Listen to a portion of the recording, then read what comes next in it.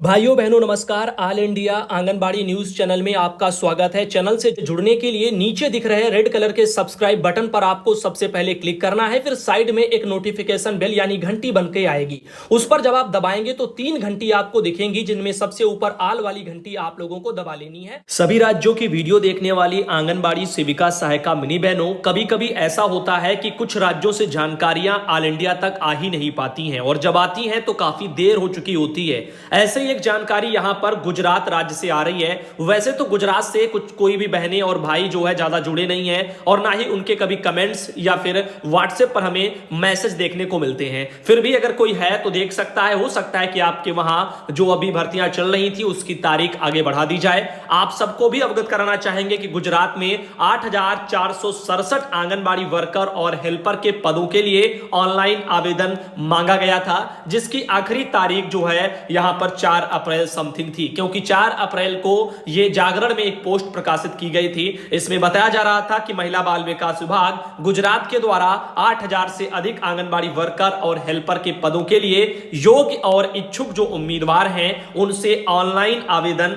मांगे गए थे और आवेदन का उस दिन अंतिम दिन था। उम्मीद है अगर कोई दिक्कत हुई होगी तो आगे कभी कभी क्या होता है, डेटें बढ़ भी जाती हैं और यहां पर केवल गुजरात की बहनों के लिए ही था या क्या क्या मैटर था वहां पर, आइए इस पर थोड़ा प्रकाश डाल लेते हैं। भले ही डेट आउट हो चुकी है लेकिन कभी कभी याद रखना डेट बढ़ भी जाती है। लिखा है आंगनबाड़ी में नौकरी की इच्छा रखने वाली आंगनबाड़ी बहनें भर्ती के मौके का इंतजार कर रही हैं। उम्मीदवारों के लिए महत्वपूर्ण जो है एक अलर्ट है। गुजरात सरकार ने महिला बाल विकास विभाग के अंतर्गत राज्य के विभिन्न जिलों में संचालित जो वर्कर हैं, हेल्पर हैं, उनके लिए 8,467 पदों के लिए आवेदन प्रक्रिया 4 अप्रैल 2022 को समाप्त होने जा रही है। ऐसे में जिन इच्छुक उम्मीदवारों ने अभी तक आवेदन नहीं किया है वो कर सकते थे, लेकिन अब तारीख ज्यादा आगे निकल चुकी है तो अब वो समय जा चुका है। wcd.gujarat.government.in के माध्यम से एक वेबसाइट है, इसके जरिए वहां पर अप्लाई किया गया था। तो उम्मीद करते हैं वीडियो अगर कोई भी बहन गुजरात की है देख रही हैं तो आप बता सकती हैं कि क्या आप लोगों को इसके बारे में जानकारी थी या नहीं थी।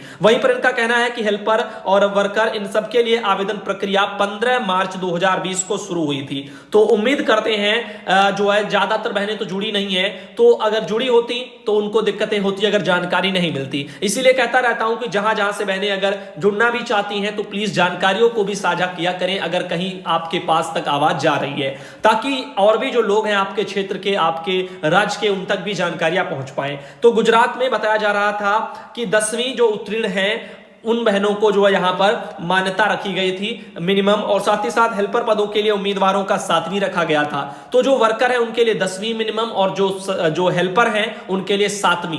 तो इस तरह से उम्मीदवार की जो आयु है वो 18 वर्ष तक कम से कम होनी चाहिए और 33 वर्ष से अधिक नहीं होनी चाहिए। इसका अर्थ है कि उम्मीदवार का जन्म 4 अप्रैल 1988 से पहले और 3 अप्रैल 2004 के बाद का नहीं होना चाहिए। तो जो भी 1988 2004 के बीच में ही पैदा हुआ है वो सब फॉर्म भर सकते थे। तो बाकी कुछ नियमों के आधार पर जो भी जिस कैटेगरी में आता है उसको आयु की सीमा में छूट भी मिलता है, वो तो चीजें आपको पता होंगी, वो अपनी category wise. Anganwadi worker helper के पदों के लिए आप ये देखिएगा यहां पर बताया जा रहा था कि लिखित परीक्षा भी होगी। तो एक ये भी यहां पर मोटा पॉइंट जानकारी स्वरूप आपको मिल रहा है। गुजरात में होने वाली भर्ती जिसमें प्रक्रिया में लिखित परीक्षा, साक्षात्कार यानी इंटरव्यू और डॉक्यूमेंट वेरिफिकेशन, ये 3 चीजें शामिल है। पहली लिखित परीक्षा, दूसरा इंटरव्यू और तीसरा वेरिफिकेशन। तो ये एक जानकारी महत्वपूर्ण मिली है। यूपी में भर्तियां चल रही हैं और अभी वो प्रक्रिया पूरी नहीं हो पाई है, काफी समय बीत गया है। अब ऐसा ना हो कि वो चीजें कभी आने वाले फ्यूचर में रद्द हो जाएं और यहां पर भी अगर दोबारा निकाली जाएं तो यहां पर भी लिखित परीक्षा प्लस इंटरव्यू प्लस जो है आपका कागजात वेरिफिकेशन, ये तो हर जगह होता ही है। तो ये चीजें जो है आपको भी देखने को मिल जाए। तो उम्मीद नहीं करते कि ऐसा हो, ऐसा ना हो तो बेटर है, क्योंकि यहां पर जो भी प्रक्रिया चल रही थी पहले से प्रस्तावित है उसको उसी तरीके से करना चाहिए। और अभी प्रक्रिया खत्म नहीं हुई है यूपी की, अभी वो ऐसे ही चल ही रही है और कोई अपडेट अगर यूपी के बारे में आएगी तो बताएंगे। बाकी गुजरात का आलम आप सबने देखा कि वहां पर क्या है जो आपके यूपी से वहां पर भर्तियों में अलग देखने को मिल रहा है। इधर बात करते हैं, शांति बहन आती है टीकमगढ़ से, मध्य प्रदेश से मैटर है। जान करके आप भी आश्चर्यचकित हो जाएंगे कैसे किस तरीके से एक बड़ी इनकम यूनियन तक ऐसे जाती है। लिखा है, सभी बहनों को नमस्कार। वैसे तो मैं इस मैसेज की पुष्टि नहीं करता, लेकिन यहां पर शंकर जड़िया भाई हैं, उनके द्वारा रिपोर्ट भेजी गई है, तो यहां पर दिखाना हमारा कर्तव्य है, जानकारी आप तक पहुंचाना कर्तव्य है। हो सकता है आप बहनों को भी आपके यूनियन के द्वारा ऐसे ही मैसेज दिया जा रहा होगा, तो आप उसको खुद ही अपने स्तर से महसूस कर सकती हैं और उसकी स्वयं से पुष्टि कर सकती हैं। लिखा है, आशा है आप सभी कुशलता पूर्वक होंगे और अपने कार्यों का निष्ठा पूर्वक जो है वहां पर कार्य कर रहे होंगे। आप सभी के जो है आप सभी से बार बार निवेदन करने के बाद भी आप सभी के द्वारा अधिवेशन का सहायता शुल्क और प्रतिनिधि शुल्क जमा नहीं किया गया है।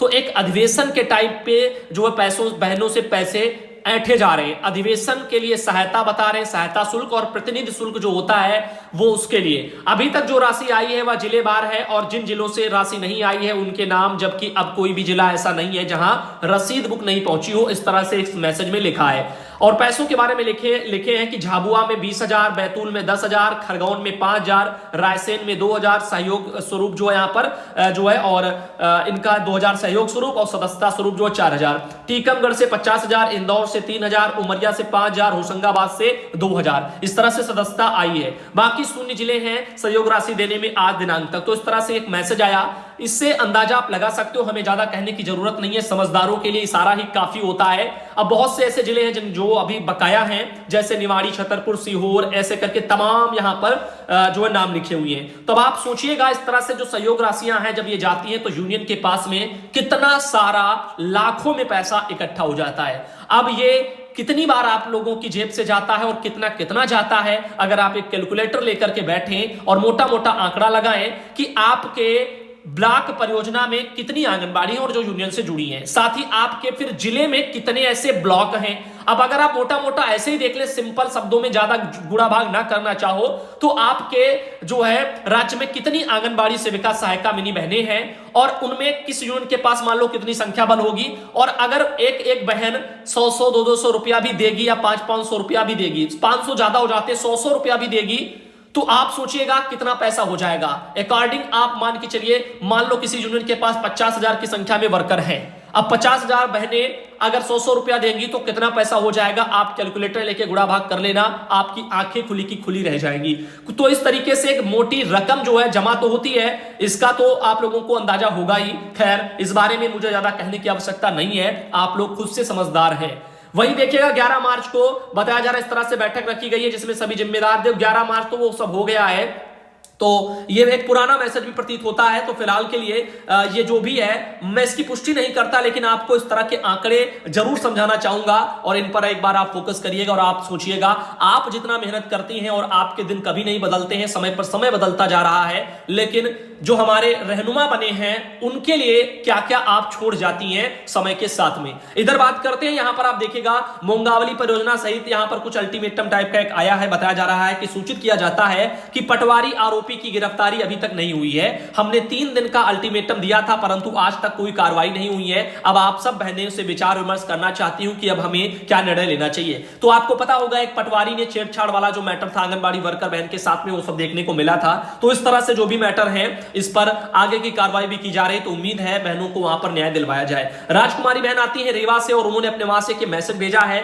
अगर देखा जाए तो 700 रुपया 2 अप्रैल को रीवा मध्य प्रदेश में बहन के अकाउंट में आए हैं। जानकारी नहीं है कि ये किस मद में पैसा आया है। अगर रीवा से कोई और बहन है आपको पता है तो कमेंट करके बता सकते हो 700 रुपए जो आए हैं वो किस मद में आए हैं। इधर बात करते हैं, यहां पर एक और मैसेज आया है जिसमें लिखा है, भाई साहब अभी तक फरवरी से मानदेय आया नहीं है, महाराष्ट्र का मानदेय बढ़ेगा कि नहीं बढ़ेगा, महाराष्ट्र में क्या चल रहा है तो कुछ बताएं। शोभा जाधव बहन है, तो महाराष्ट्र से बहन जानकारी नहीं है। गिने चुने कुछ स्टेट हैं जहां से बहनें ज्यादा जुड़ी हैं, वहां से जानकारी दे देती हैं और अक्सर वहीं से हम खबरें दिखा पाते हैं। जैसे आप जुड़ी हैं, अगर आप जुड़ी रहें तो अच्छी बात है। धीरे धीरे करके आप भी अपने वहां की खबरें जो आपसे हो बनती हैं आप भेजना शुरू करें, तो इससे क्या होगा, धीरे धीरे समय के साथ में आपके वहां के और भी जो बहनें हैं वो जुड़ जाएंगे और खबरों का एक सिलसिला जो है अन्य राज्यों की तरह आपका भी शुरू हो जाएगा। इधर बात करते हैं उत्तराखंड के, देहरादून से आप देख सकते हो उत्तराखंड के बताया जा रहा है कि सभी 22,000 आंगनबाड़ी केंद्र जो हैं वो इसी सत्र से उनमें प्री प्राइमरी की कक्षाएं संचालित कराई जाएंगी, पाठ्यक्रम पूरा तैयार किया जा रहा है।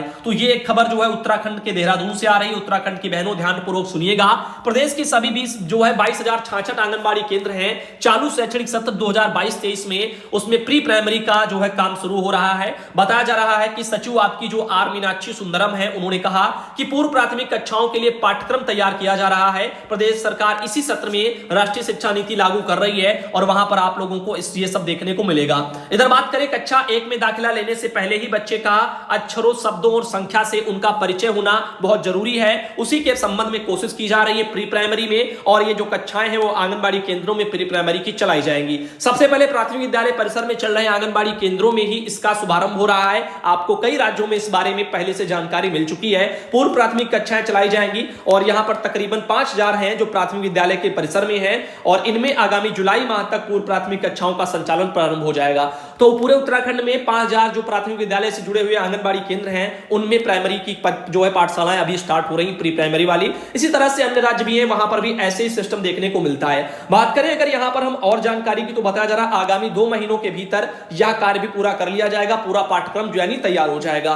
तो वहीं पर आगे चलते और भी आपको बताना चाहेंगे, जैसे कि एक जानकारी आ रही है हरियाणा के जींद जिले से। तो हरियाणा के जींद में वन मजदूर यूनियन ने 8 अप्रैल को आंगनबाड़ी धरने में शामिल होने का निर्णय लिया है। तो आज आपका 5 अप्रैल है, अभी से जो है 2 दिन बाद तीसरे दिन 8 अप्रैल को वन मजदूर यूनियन की आम सभा नेहरू पार्क में आयोजित की गई है, जिसमें सर्वसम्मति से जींद रेंज कमेटी का चुनाव और कोषाध्यक्ष महावीर की उपस्थिति में वहां पर सब किया गया। तो यहां पर एक ये फोटो आप देख सकते हो जो वहां पर हरियाणा के जींद से आ रही है। इधर बात करें, बताया जा रहा है कि चयनित कमेटी में बलदेव कंडेला को प्रधान, दलवीर सामलो के सचिव और कर्मपाल को कोषाध्यक्ष चुना गया है। बैठक में निर्णय भी लिया गया है कि 25 अप्रैल को मुख्य वन संरक्षक कार्यालय पर मांगों को लेकर के धरना दिया जाएगा और 8 अप्रैल को आंगनबाड़ी वर्करों के समर्थन में होने वाले विरोध प्रदर्शन में भाग भी लिया जाएगा। तो इस तरह से यहां पर एक जानकारी निकल के आ रही है। बता रहे हैं कि इसके विरोध में तमाम जो है तबके सड़कों पर जो है आंदोलनरत हैं, और सीटू के राज्य उपाध्यक्ष कामरेड रमेश चंद्र ने भी जो है इसको संबोधित किया है। साथ ही साथ उत्तर प्रदेश के गाजीपुर से भी एक खबर आ रही है। बताया जा रहा है कि 7 आंगनबाड़ी केंद्रों पर मिली है खामियां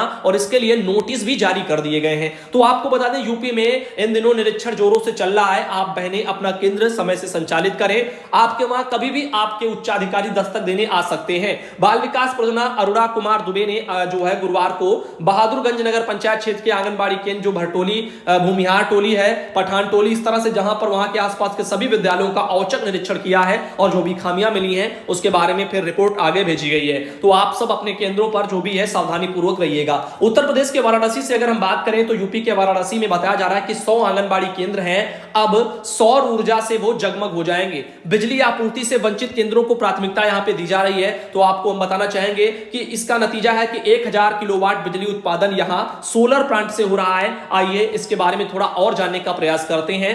जिले में पहली बार 100 आंगनबाड़ी केंद्रों के आसपास अब अपनी बिजली होगी। अब इन सभी केंद्रों को 500 वाट का सोलर प्लांट लगाए जाने को शासन ने मंजूरी दे दी है। तो 500 वाट का सोलर प्लांट लगेगा। कितने का? 500 वाट का। वैसे तो बहुत ज्यादा नहीं है, लेकिन हाँ, ये आंगनबाड़ी केंद्र के लिए दिन के लिए सफिशिएंट है, क्योंकि आपको पता होना चाहिए दिन में ही केंद्र संचालित होंगे, रात में तो होंगे नहीं। तो यहां पर बैकअप वाला ज्यादा झंझट नहीं पड़ेगा, और दिन में गर्मियां रहती हैं ना भी रहे तब भी जो है अगर 500 वाट पैनल लग जाएगा तो आराम से पंखे वंखे लाइट वगैरह का बंदोबस्त हो जाएगा, और वैसे दिन में ज्यादा लाइट की जरूरत नहीं पड़ेगी। इधर बात करते हैं, यहां पर इस तरह से कुछ देखने को मिल रहा है। तो महिला बाल विकास विभाग की ओर से केंद्र का भी यहां पर चयन किया जा रहा है। देखते हैं जल्द से जल्द ये चीजें लागू हो जाए तो ज्यादा बेटर है। जिले में इस समय 3914 आंगनबाड़ी केंद्र संचालित हैं, और यहां पर इस तरह से बताया जा रहा है कि जिम्मेदार लोगों का कहना है कि इसमें से बहुत जो है बहुतायत में तो रोशनी का प्रबंध यानी बिजली ली गई है। अब तो रोशनी के प्रबंध से वंचित जो है केंद्र परियोजनाओं में शामिल किया जाएगा, और बदलाव में जो है बच्चे और महिलाएं इनको जो है महसूस भी करेंगे।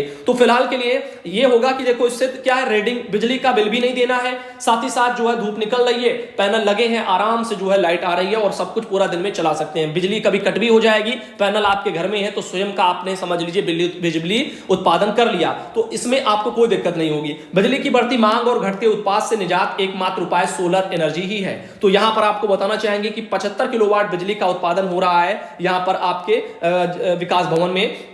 तो बता रहे हैं कि यहां पर इसी प्रकार जो है यहां पर कई परियोजनाओं के नाम है, सब में कहीं 270 किलोवाट, कहीं 104 किलोवाट, ऐसे सब जो है लगा हुआ है। तो अब देखते हैं यहां पर क्या होता है आगे। फिलहाल इनका कहना है कि एक वर्ष में लगभग 1 करोड़ 44 लाख रुपए की सेविंग वगैरह यहां पर बताई जा रही हो रही है। तो अधिकारियों का यहां पर कहना है। तो डिमांड की जो खपत है वो भी जो है काफी हो रही है। तो यहां पर आपको बताना चाहेंगे एक और जानकारी जो आ रही है, आशाओं ने बुखार की जांच से यहां पर इनकार कर दिया। यह मैटर है उत्तर प्रदेश के बरेली का।